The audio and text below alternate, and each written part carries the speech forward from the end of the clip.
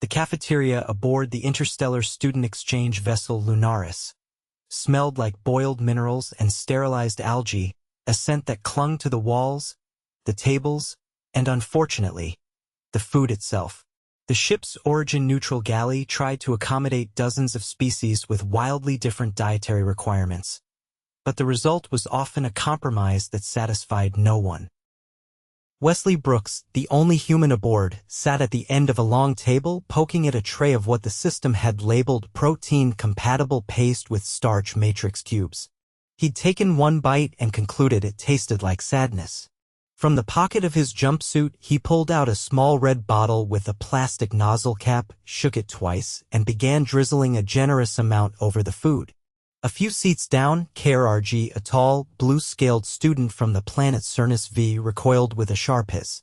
His three eyes widened in alarm while his feeding appendage curled protectively toward his chest. "Wesley," KRG barked, his voice buzzing through his translation collar. "That is capsaicin concentrate. You are contaminating the shared zone." Wesley looked up, blinking. "It's hot sauce, man. Makes the sludge edible." "It is toxic," KRG insisted, louder now. "I read the Earth data. Capsaicin is a chemical irritant. It damages biological tissue. Why would you ingest it voluntarily?" Wesley gave the bottle a small shake in emphasis. "Because it tastes amazing. It's not toxic to humans at this level." Builds character. Across the table, a smaller alien with a translucent carapace and 6 spindly limbs named Nula dropped his utensil and backed away. "You are voluntarily ingesting chemical weaponry?" Wesley snorted. "You all eat carbonated fungus balls that smell like burnt rubber." "Don't lecture me." KRG stood abruptly. "I must inform the medical officers. This is dangerous. You could perish." "Appreciate the concern," Wesley said, taking a massive bite of his now fiery paste. He chewed with exaggerated satisfaction. "But I've been doing this since kindergarten." The room fell into a stunned quiet, broken only by the soft hum of the ventilation system and the distant clatter of utensils. Wesley continued eating, unfazed by the growing ring of horrified observers forming around him. 2 hours later, he found himself in the medical bay with a small scanner pressed to his forehead.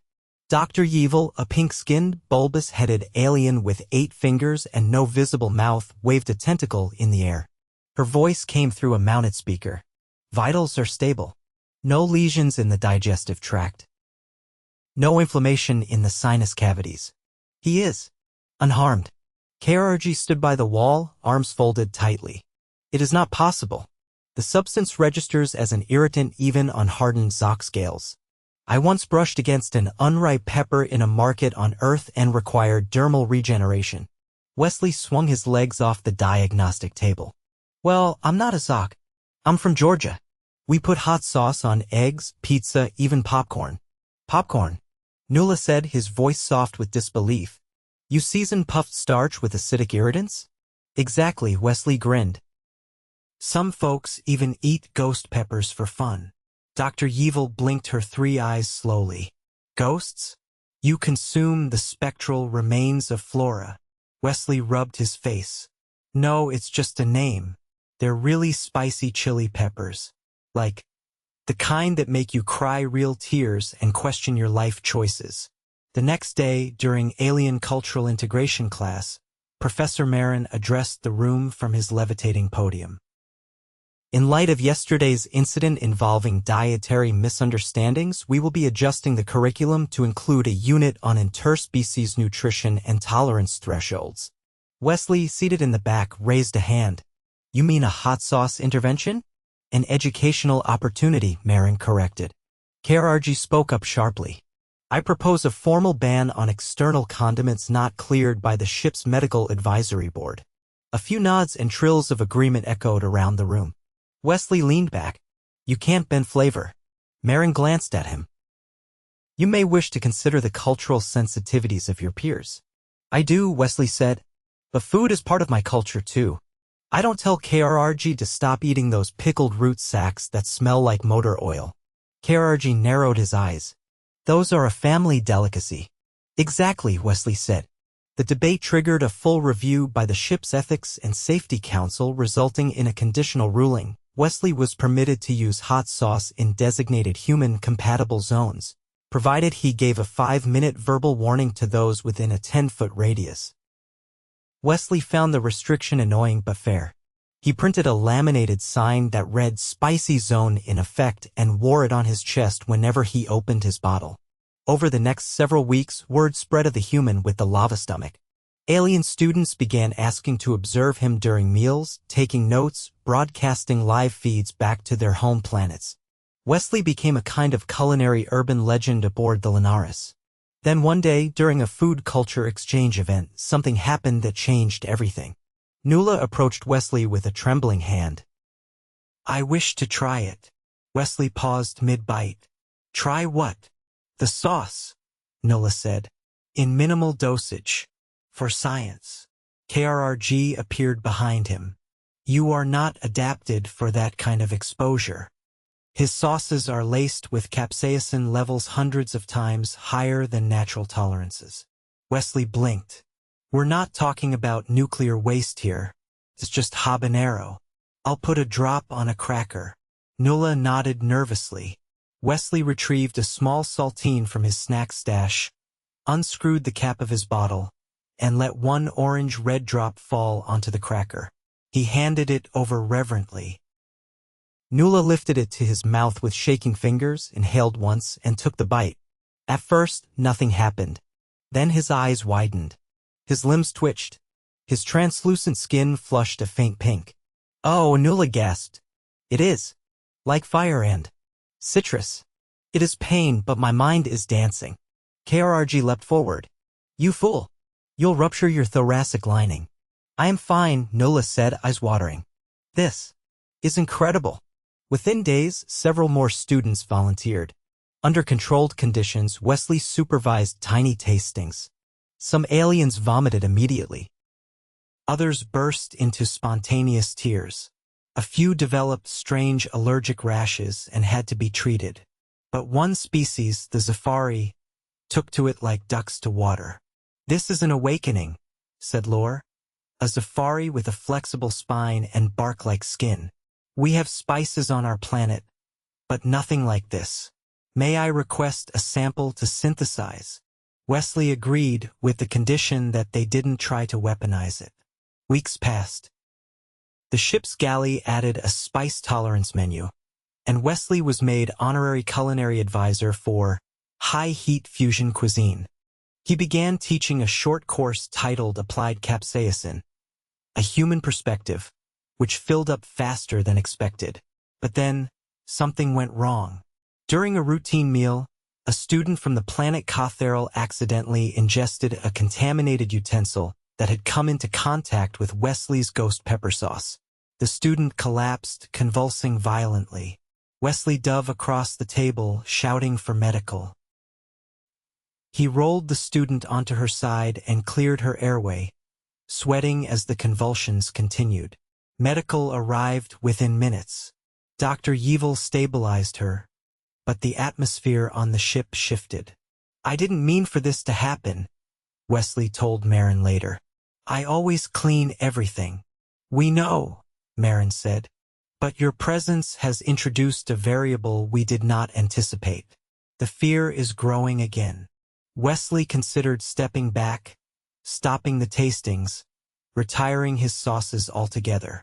He spent 3 days eating bland paste alone before KRRG approached him in the mess hall. "You saved her life," KRRG said quietly. "You did not flee. You did not hesitate. I introduced the danger in the first place." KRRG Saturday still. "You showed responsibility. That matters." Wesley nodded. "I'll keep the sauce, but maybe the tasting stop for now." KRRG looked down at the tray. "Do you still have the chipotle one?" Wesley raised an eyebrow. "You want some?" KRRG hesitated, then slid his tray closer. "Just a drop." Wesley was elbow-deep in a bowl of dough when the galley's ambient lighting shifted to an alert blue. The shift supervisor's voice filtered in through the ceiling speakers, calm but firm. All culinary staff, please remain in designated prep zones. A Level 2 allergenic contamination protocol is in effect. Medical teams en route. No evacuation required. He glanced up from the counter, fingers coated in flour and oil. The whole kitchen had gone still. A Sventari student beside him froze mid-slice, a long-root vegetable still twitching on the cutting board. Wesley wiped his hands on his apron. You smell anything weird? The Sventari's gill plates flared momentarily. Only yeast and fear. A cluster of Cotherolite students had gathered near the sterilizer unit, whispering among themselves in low, rasping clicks. None of them looked panicked, but their frilled crests had darkened a clear stress signal. Wesley kept his distance. Last time he got too close to a group of them under duress, he ended up with a temporary neurostatic rash that made his teeth hum for 6 hours. He stepped back into the prep sink alcove, pulled out his communicator, and tapped into the ship's internal info feed. The cause of the alert was listed in terse, clinical language. Allergenic cross-contact event traced to shared utensil in Sector C-12 galley. Involved parties stable. Food prep suspended for 30 standard minutes. He exhaled. Not me this time.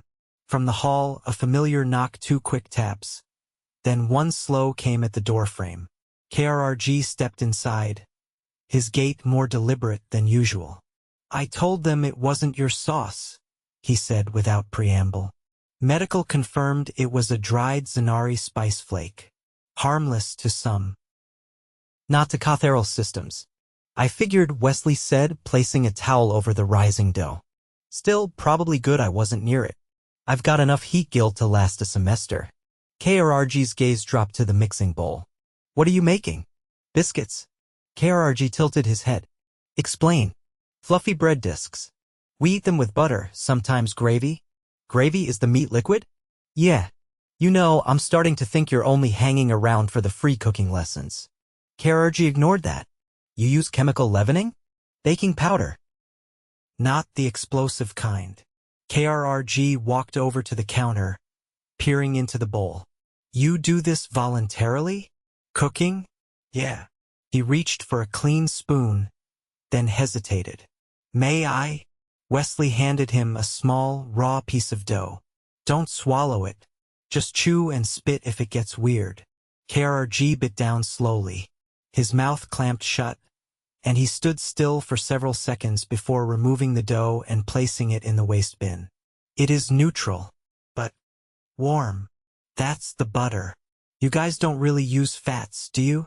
Our digestion prioritizes protein slurries. Fats are inefficient. Wesley leaned back against the wall. You ever miss just tasting stuff? Not for energy. Just 'cause it's good. KRRG's eyes narrowed. No liar. The Sventari student looked up from the cutting board.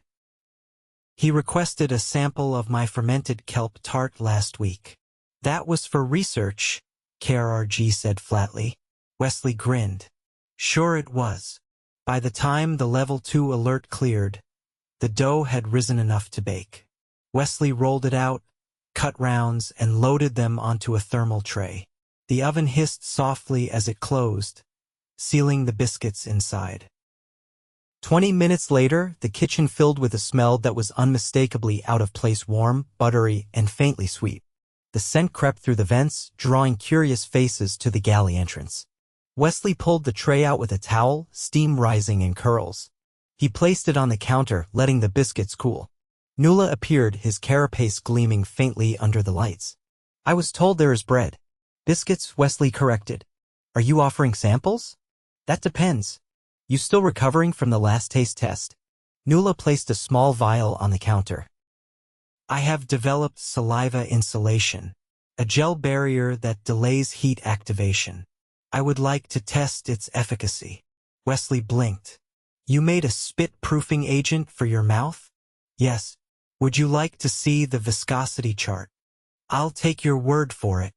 He split a biscuit, added a dot of honey from his personal stash, and handed it over. Nuala bit incautiously. A pause. Then another bite. This is very soft. Good. It is structurally unsound, but pleasant. Wesley offered another to the Sventari, then to KRRG, who accepted with a wary sniff. One by one, the aliens sampled the biscuits, each reacting differently, some with confusion, others with quiet wonder. A few took seconds. By the end of the hour, the tray was empty. Later that evening, Wesley sat in the rec lounge, legs draped over the back of a low-gravity chair. A small group had gathered around a holographic display of Earth's culinary traditions. Someone had queued up a documentary on regional barbecue techniques. KRG leaned against the wall, arms crossed. Why do humans apply smoke to meat intentionally? Wesley shrugged. Flavor. Plus, it preserves the meat. You burn it on purpose. Not burn. Char. There's a difference. Nuala leaned closer to the screen. This method. Slow cooking over wood coals. It is inefficient. Deliciously inefficient, Wesley said. That's kind of our thing. A silence passed, broken only by the narrator's voice describing dry rubs and sauce bases. KRG spoke again. There was a petition submitted today. Wesley sat up. About me. About establishing a permanent human culinary elective. He blinked. You're serious? It's already reached quorum. High Council review pending. But I'm not even a culinary major. Your presence has altered academic interests, Nuala said. Several students have filed specialization amendments to include human gastronomy. Wesley rubbed his face with both hands. I came here to study exobotany. You still can, KRG said. But you've also become a catalyst. That's not always a good thing. Neither is boredom, Nuala said. Your species excels at avoiding it. Wesley stood and stretched. All right. If this is what we're doing it properly. He left the lounge, returned 10 minutes later with a crate of ingredients from his personal storage locker. He set up a portable induction burner, taking care to keep the heating field below the ship's safety limits. What are we making? Nuala asked. Mac and cheese. What is mac and what has it done to deserve this fate? Wesley laughed. Short for macaroni. And trust me, it deserves everything I'm about to do to it. As the pasta boiled, he assembled a blend of cheeses from the interspecies dairy archive, some from Earth, others from compatible alien sources that mimicked mammalian milk proteins. He stirred the mixture slowly, adding a dash of garlic powder, a whisper of mustard, and finally a few drops of his milder hot sauce. Is this the same blend that caused the rash outbreak last month? KRG asked. Nope. That was the Carolina Reaper batch. This one's friendly. Mostly. The scent filled the room, drawing in more students. A few floated closer, tethered by magnetic boots. One of the engineers from the Yulari delegation peeked in, then hovered near the ceiling, watching silently. Wesley plated the dish, handing out small servings with biodegradable spoons. The first reactions were cautious. Then came the murmurs. This tastes like a memory I never had, said one. My tongue has questions, said another. Wesley leaned against the burner, arms folded. So, should we add this to the elective? KRG looked down at his bowl, then up at Wesley. I believe it may be mandatory. Wesley smiled. Guess I better write a syllabus. The lecture chamber had been reconfigured into a cooking lab, an odd request that had passed through the curriculum board with little resistance, save for one Veletian representative who claimed that learning through ingestion was a primitive educational model. The rest, however, were curious enough to approve it for a single cycle. The room was now lined with induction stoves, ventilation hoods, and modular prep stations, each adapted for multi-species compatibility. Wesley stood at the front, adjusting his apron, which bore the phrase "Kiss the cook but ask first" in 3 Terran languages and one loosely translated Zafari pictoglyph that meant something closer to "respect the food engineer." A bell chimed once and students began filing in. There were no other humans enrolled. The first to arrive was Bren, a thin, moss-green Thernali with segmented arms and a hovering scent translation node. She carried what looked like a satchel of dried roots and a coil of something that resembled kelp but smelled faintly of ozone. I read your outline, she said. You claim to emulsify fats with acid and heat simultaneously. I want to see it. You'll get your chance, Wesley replied. Station 5 has the right implements for your limb configuration. Bren glided over without another word. Behind her came a trio of Rillans, whose gelatinous forms shimmered with bioluminescence. They took up positions near the cool prep stations, muttering excitedly in filtered whispers about textural transformations. KRRG arrived last, carrying a sealed container labeled non-reactive starch substrate for testing only. He placed it on the nearest counter and crossed his arms. You're late. I was calibrating the atmospheric buffer in case someone panics again. I told you, KRRG, no peppers today. This is comfort food. You say that like it means something universal. It will, Wesley said. Give it a minute. He clapped his hands together. All right, first session of culinary crossfields. Today's topic, controlled browning reactions and the culinary value of dairy-based emulsions. Or, in human terms, grilled cheese and tomato soup. A collective pause rippled through the room. Bren raised a limb. You intend to sear bread, then adhere it to a fermented protein matrix and submerge it in a warm fruit suspension? When you put it like that, it sounds weird. It is weird, but it works. Wesley turned to the hot plate and began slicing bread-thick, square slabs of ship-baked loaf that had been modified to exclude common allergens. He set a pan down, added a pat of butter, and let it sizzle. He directed the class to do the same, guiding them through the process with short, clear instructions. Medium heat. Sufficient surface contact. Cheese slices, not grated. Trust the melt. Bren attempted to mimic the motion but applied too much pressure, crushing the bread into a sticky mass. Gentle, Wesley said. It's not a hydraulic press. I wasn't pressing. I was stabilizing. Same difference from the bread's point of view. The Rillans had trouble manipulating the spatulas with their pseudopods, so Wesley rigged a set of custom tongs from heat-tolerant polymer strips and a pair of magnetic rings. They wobbled but held. KRRG, meanwhile, stared at his sandwich without flipping it. You're timing it, right? Wesley asked. I'm listening, KRRG replied. The sizzle pattern changed. The fats are reaching their smoke threshold. Exactly. Now flip. The sandwich turned cleanly, revealing a golden crust. KRRG's eyes narrowed. That's symmetrical. It's what we aim for, Wesley said. Now let's start the soup. He walked them step by step through the process of simmering crushed tomatoes, adding garlic, onion, a splash of cream, and just enough salt to coax out the flavor. The room filled with a scent none of them had encountered before, rich, savory, with a faint tang that hovered just below the nose's awareness.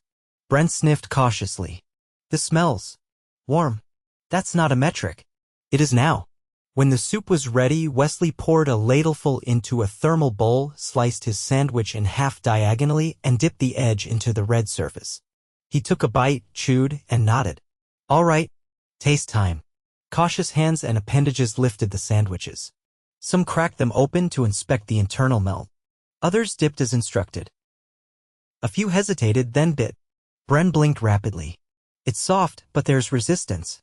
The exterior crunches, but briefly. That's the contrast, Wesley said. The soup is tart, one of the Rillans added, but not acidic enough to sting. It coats the palate. It's supposed to feel like a blanket, not a weapon. KRRG finished his in 3 bites. I understand the appeal. It's not efficient, but it's centering. Wesley leaned against the counter. Exactly.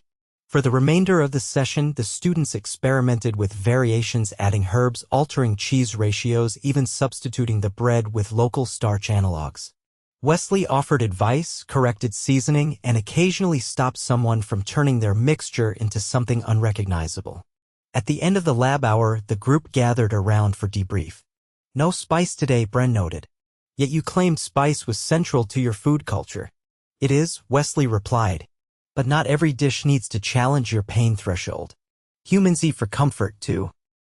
Especially when things get messy. What kind of mess?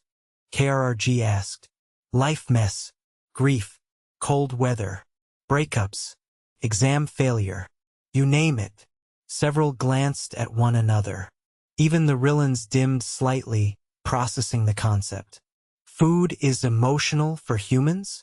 Bren asked. It's not just fuel. It's memory. It's therapy. It's how we connect when words don't cut it.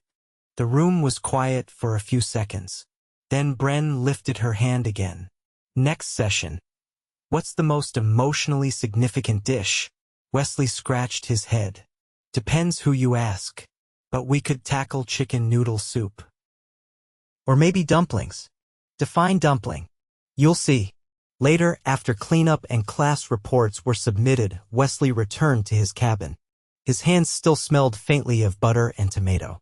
He sat on his bunk, opened his tablet, and logged into the ship's academic portal. A message from the council liaison waited in his inbox. Culinary Crossfields has been approved for long-term inclusion. You are invited to submit a full-course proposal for next term. He stared at it for a long moment, then smiled. A chime sounded. KRRG's ID appeared on the door panel. Open, Wesley called. KRRG stepped inside, holding a sealed container. I recalibrated the starch substrate. Added ground herbs from my homeworld. Thought you might want to test it in your next recipe. Wesley took the container. Thanks. Let's see if it holds up under steam. KRG nodded once. You were right, by the way. About what? Not all heat is pain. Some of it just feels like home. Wesley gestured to the small galley corner of his quarters. You hungry? Yes. But no hot sauce. Deal.